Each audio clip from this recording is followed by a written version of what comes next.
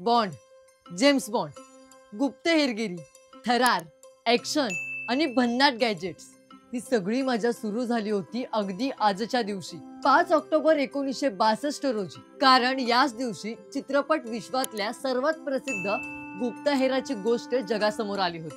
कोण होता हा गुप्तहेर माहितीये? Not 7 James bond. याच दिवशी पहिल्यांदा मोठ्या पडद्यावर आपल्याला दिसला होता जेम्स बॉन्ड. चला जाणून घेऊया जेम्स बॉन्डच्या चित्रपट प्रवासाची सुरुवात डॉक्टर नो पासून. नमस्कार, मी वैष्णव आणि तुम्ही पाहताय कलाकार दिनविशेष भाग 279 पावर्ड बाय GoPreg.com. 5 ऑक्टोबर 1962 रोजी डॉक्टर नो हा पहिला जेम्स बॉन्ड चित्रपट जगभर प्रदर्शित झाला. हा चित्रपट ब्रिटिश लेखक इयन फ्लेमिंग यांच्या कादंबरीवर आधारित होता आणि यात पहिल्यांदा मोठ्या पडद्यावर आपल्याला दिसला होता जेम्स बॉन्ड.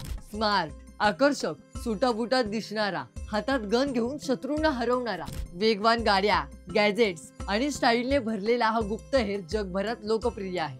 डॉक्टर नो या पहिल्या चित्रपटात जेम्स बॉन्डची भूमिका केली होती शॉन कॉनरी यांनी. त्यांच्यामुळे जेम्स बॉन्ड हा स्टाईल आयकॉन बनला. संपूर्ण व्हिडिओ पाहण्यासाठी आपल्या कलाकार या YouTube चॅनलला नक्की भेट द्या.